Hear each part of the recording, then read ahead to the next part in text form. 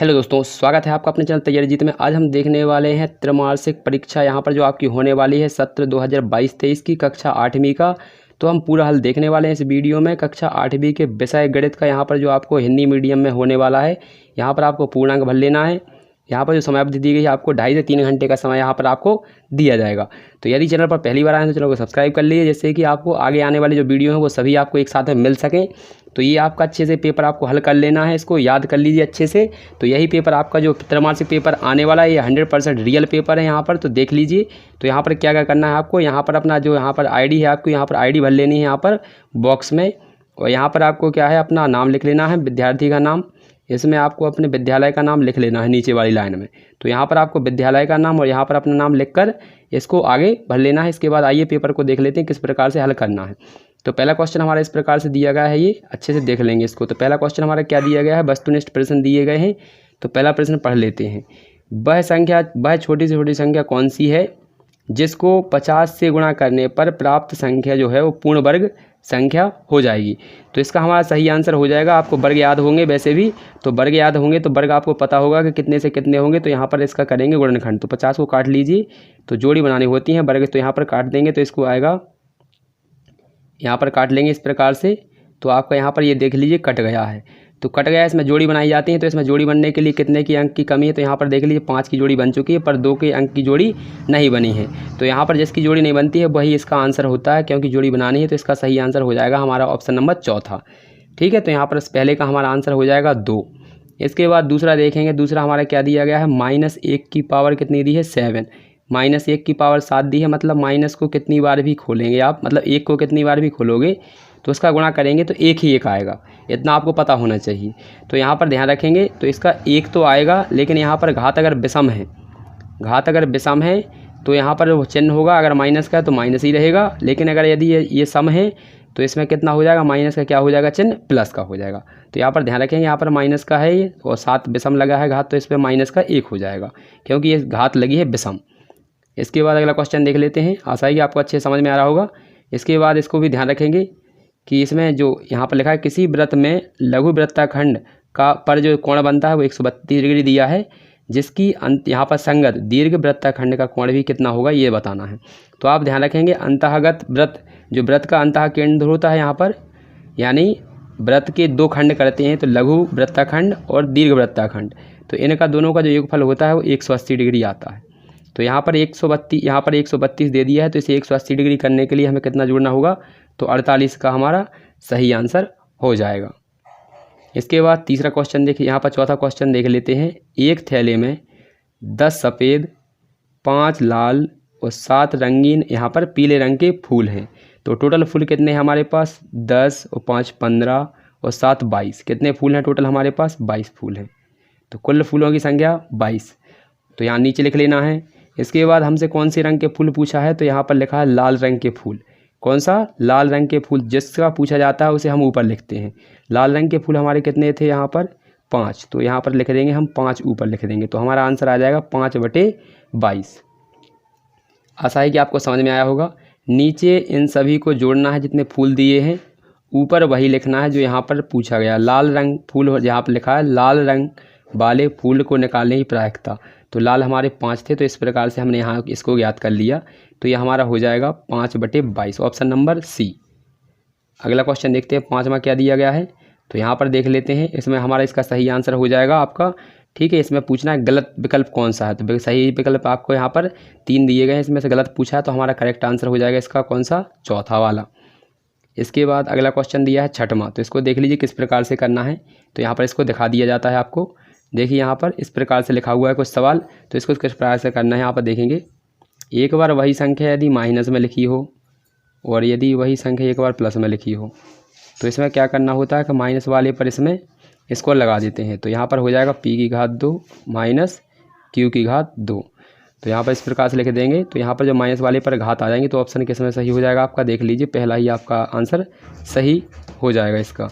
तो पहला आपका सही हो जाएगा, क्योंकि माइनस वाले पर स्क्वायर है, p² माइनस q²। तो पहले का हो जाएगा इसका सही आंसर। अगला क्वेश्चन देख लेंगे। 7वां क्या दिया गया हमारा, क्वेश्चन नंबर 7। तो यहाँ पर दिया है 7 क्वेश्चन नंबर। यहाँ पर लघु उत्तरीय प्रश्नों के उत्तर देना है। तो लघु उत्तरीय प्रश्नों के उत्तर देना है, तो देख लीजिए यहाँ पर किस प्रकार से आपको करना है इसको। तो यहाँ पर लिखा है, स्पष्ट कीजिए कि ये जो दिए गए हैं आपके वो पाइथागोरस त्रिक हैं अथवा नहीं। तो किस प्रकार से करेंगे, तो यहाँ पर देख लीजिए। तो यहाँ पर एक सूत्र होता है। तो यहाँ पर सबसे बड़ी संख्या कितनी है आपकी 25। तो पहले 25 का वर्ग करेंगे आप यहाँ पर। तो 25 का वर्ग करेंगे तो 25 का यहाँ पर घात 2 लगा देंगे, वर्ग हो जाएगा। 25 का कितना वर्ग होता है आपका 625 हो जाएगा। इसके बाद हम फिर करेंगे दूसरी वाली भुजाओं का। तो यहाँ पर 10 का वर्ग करेंगे आप। तो 10 का वर्ग करेंगे, 10 का वर्ग कितना हो जाएगा आपका, 10 का होगा 100। फिर हम करेंगे 15 का। तो 15 का वर्ग कितना होगा आपका, तो इसका होता है 15 का वर्ग 225। ये तो आपको याद भी करने होंगे फ्रेंड। इसके बाद इतने हो चुके हैं, तो आप छोटी संख्याओं के वर्गों को जोड़ दीजिए। छोटी संख्या हमारी कौन कौन सी 10 और 15 है, तो इनको जोड़ देना है और बड़ी वाली में के बराबर हो जाना चाहिए। इन दोनों को जोड़ दीजिए, 100 और 125 को। 100 और 225 को जोड़ेंगे तो कितना हो जाएगा, ये 325। अभी ये दोनों बराबर है क्या, ये देखना है आपको। 625 और ये दोनों बराबर हुए तो ये आपका पाइथागोरस त्रिक है, और यदि नहीं हुए हैं तो ये पाइथागोरस त्रिक आपका नहीं है। तो यहाँ पर देख लीजिए, यहाँ पर फिर से समझ लीजिए। 25 का वर्ग होता है यहाँ पर 625, 10 का होता है 100 और 15 का होता है 225। अब इन छोटी वाली संख्याओं के वर्गों को जोड़ देंगे और बड़ी वर्ग के बराबर हो जाएगी, तो ये हो जाएगा पाइथागोरस त्रिक, नहीं तो नहीं होगा। तो यहाँ पर बराबर नहीं हुआ है क्योंकि ये लिखा है 325 और यहाँ पर लिखा है 625। तो यहाँ पर लिख देंगे नहीं है, ये पाइथागोरस त्रिक नहीं है, क्योंकि यहाँ पर एक बराबर संख्याएँ नहीं आई हैं। तो ये नहीं है, नहीं तो 625 बराबर 625 हो जाता है आपका। आशा है कि आपने अच्छे से इसको समझ लिया होगा। इसी प्रकार से आपको कर लेना है। इसके बाद अगला क्वेश्चन देखेंगे। अगला क्वेश्चन दिया है, सरल कीजिए। तो सरल करना है हमें, किस प्रकार से करेंगे देख लीजिए यहाँ पर। तो इसको लिखना है, देख लीजिए यहाँ पर अच्छे से दिखा दिया जाता है आपको, अच्छे से देख लीजिए। तो यहाँ पर लिखा है 12 की घात 5। तो देखिए इसमें लिख लीजिए। तो 12 को कितनी बार लिखना है, 5 बार। 1 2 3 4 और 5। इसमें फिर भाग का लगाया, तो भाग का मतलब क्या होता है हमारा बटे में। भाग का मतलब क्या होता है, बटे होता है, आपको पता होगा। तो बटे की लाइन खींच देंगे।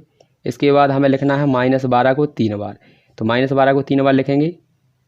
तो -12 गुणित -12 गुणित -12। अब इसको काट दीजिए, बस जितनी बार कट जाएगा देख लीजिए। 12 से काटेंगे तो 12 से कट जाएगा ये वाला 12, इस दूसरे वाले 12 से ये वाला, इस वाले से ये 12 कट जाएगा। तो यहाँ पर हमारे माइनस यहाँ पर उत्तर आने वाला है। इसमें हो जाएंगे आपके कितने 12 बचे हैं, 1 और 2, 2 12 बचे हैं आपके। और यहाँ पर आपका हो जाएगा, तो 12 निकालना है, इसका गुणा कर देंगे आप। तो 12 और 12 गुणा करते हैं तो कितना आता है आपका 144। 12 का 12 में करेंगे तो 144 आ जाएगा। और ये किसका आएगा, यहाँ पर ये माइनस और माइनस प्लस हो जाएगा, और ये वाला माइनस रह जाएगा 1, तो यहाँ पर एक चिन्ह लग जाएगा माइनस का। आशा है कि आपने अच्छे से समझा होगा इसे। तो माइनस का 144 आ चुका होगा। जितने बचते हैं केवल उनका ही गुणा कर देते हैं, तो आपका आंसर निकल आता है। ये हमारा क्वेश्चन नंबर 8 का आंसर था। इसके बाद अगला क्वेश्चन देख लेते हैं, 9वां क्या दिया गया है। तो ये क्वेश्चन 9वां दिया है, किसी त्रिभुज में किन्हीं दो भुजाओं के मध्य बिंदुओं को मिलाने वाली एक रेखा तीसरी भुजा के समानांतर होती है, चित्र द्वारा समझाइए। तो किस प्रकार से बनाना है देख लीजिए। एक आपको यहाँ पर एक चित्र बना लेना है, इस प्रकार से एक त्रिभुज का चित्र बना लीजिए। इस प्रकार से ये चित्र बन चुका है आपका। अब इसमें मध्य भुजाओं को मिलाने वाली यहाँ पर एक बीच में लाइन खींच देनी है। अब इसको नाम दे दीजिए। तो ये हो जाएगा नाम A B C और यहाँ पर इसको दे दीजिए D E। तो ये आपका चित्र हो जाएगा। इसी प्रकार से आपको चित्र बनाना था। आशा है कि आपने अच्छे से इसको बना लिया होगा। ये चित्र बन जाएगा आपका, ये आंसर हो जाएगा। अच्छे से इसको नोट डाउन कर लीजिए। इसके बाद अगला क्वेश्चन देखते हैं 10वां। रटना नहीं है आपको, केवल समझते चलिए तो पूरे आपके आंसर होते चलेंगे। इसके बाद हमारा क्वेश्चन दिया है 10वां। तो 10 में दिया 3 दर्जन केलों का मूल्य 120 रुपये है, तो 18 दर्जन केलों का मूल्य क्या होगा। तो इसमें दो जो क्या है, सवाल में अगर 2 संख्या दी हैं एक ही नाम की, तो उन्हीं से स्टार्ट करते हैं। 3 दर्जन दिया है, 18 दर्जन दिया है, तो ये दोनों दी हैं, तो 18 दर्जन और 3 दर्जन। तो यहाँ से निकालेंगे 3 दर्जन केले, 3 दर्जन केलों का मूल्य, ठीक है, केलों का मूल्य निकालेंगे इस प्रकार से। 3 दर्जन केलों का मूल्य आपका कितना है, 20 रुपये। इस प्रकार से लिख लेना है। फिर लिखेंगे आप तो 18 दर्जन का कितना होगा, पहले 1 दर्जन का निकालेंगे, तो 1 दर्जन का निकालेंगे तो आपकी ये संख्या है यहाँ पर 1 दर्जन हो जाएगा 1 दर्जन। इसी प्रकार से लिखेंगे 1 दर्जन केलों का मूल्य, केलों का मूल्य निकालेंगे। 1 दर्जन केलों का मूल्य कितना हो जाएगा, 120 तो थे ही, ये गुणा की संख्या आपकी कहाँ जाएगी, बटे में 3 से काट देंगे तो 3 से कट जाएगा, ये 3 चौको 12 यानी 120 रुपये आ जाएगा। 1 दर्जन केलों का मूल्य कितना है आपका यहाँ पर 40 रुपये। कितना है 40 रुपये। 3 से काटेंगे 120 को कितने आ जाएंगे 40 आ जाएंगे। तो 1 दर्जन हमारे कितने के आ रहे हैं 40 रुपये के, हमें कितने लेना है 18 दर्जन। बस इसका गुणा कर दीजिए दोनों में तो आ जाएगा आपका। तो यहाँ ऊपर लिख लेते हैं, देखिए किस प्रकार से लिखेंगे, यहाँ ऊपर लिख देते हैं। तो यहाँ पर लिखना है 1 दर्जन केलों का मूल्य कितना है आपका, 1 दर्जन का 40, तो यहाँ पर लिखेंगे 18 दर्जन का मूल्य। 18 दर्जन लिख लीजिएगा। 18 दर्जन केलों का मूल्य बराबर हो जाएगा, कितना हो जाएगा 40 है आपका 1 किलो का, हमें निकालना है 18 का। गुणा कर देंगे 18 का और 40 का तो कितने आ जाएंगे, 18 का पहाड़ा पढ़ लीजिए 4 बार। 18 का होता है 18 कम 18 36 38 18 को 72 होते हैं, तो 72 और 1 0 आपका, तो ये हो जाएगा 720। आशा है कि आपने अच्छे समझा होगा इसे। 3 का है हमारा 120, 1 किलो का हो जाएगा 40, तो फिर यहाँ पर 18 कितना हो जाएगा 720। इसके बाद अगला क्वेश्चन दिया गया है, तो इसको देख लीजिए। उभयनिष्ठ गुणनखंड को यहाँ पर गोला लगाकर पहचानना है, यानी इसमें उभयनिष्ठ बताना है दोनों में से कौन सा है। तो यहाँ पर उभयनिष्ठ देख लीजिए, मतलब जो दोनों में कॉमन हो, तो इसमें देख लीजिए अच्छे से किस प्रकार से छाँटेंगे। तो यहाँ पर दिखा देते हैं आपको, देख लीजिए यहाँ पर किस प्रकार से उभयनिष्ठ मतलब दोनों में कॉमन है। तो पहला हमारा हो जाएगा 1, इस प्रकार से आपको गोला लगा लेना है। उसके बाद दूसरा आपका कॉमन हो जाएगा, कॉमन पे लगाना है। तो पहला हमारा यहाँ पर मैं अंडरलाइन कर देता हूँ कौन कौन सा है। तो 1 है दोनों में, तो इसमें गोला लगाएंगे आप। दूसरा वाला आपका इसमें 3 है, नीचे वाले में भी 3 है, ये वाला कॉमन हो जाएगा। इसके बाद इस वाले में ऊपर वाले में क्या दिया है आपका, यहाँ पर देखिए अच्छे से, इसमें कुछ आपको दिख रहा है ऊपर वाले में, यहाँ पर देखिए यहाँ पर 3 y है, तो यहाँ पर भी 3 y है आपका। इसके बाद अगला देखेंगे, अगला क्या दिया है, इसमें 6 y है, ऊपर वाले में 6 y नहीं है। इस वाले में y है, ऊपर वाले में y है बिल्कुल, तो यहाँ पर y और ये कॉमन हो जाएंगे। कॉमन मतलब जो दोनों में है उन्हीं के नीचे आपको उन्हीं पर गोला लगाना है। इसमें 6 ऊपर वाले में 6 नहीं है। इसमें 2 y लिखा है, ऊपर वाले में 2 y है क्या आपका, नहीं है। 6 y है क्या ऊपर, नहीं है ऊपर। y स्क्वायर, तो y स्क्वायर आपका नहीं है। 2y स्क्वायर है क्या, तो 2y स्क्वायर भी नहीं है आपका। यहाँ पर 3y स्क्वायर है क्या, 3y स्क्वायर भी नहीं है।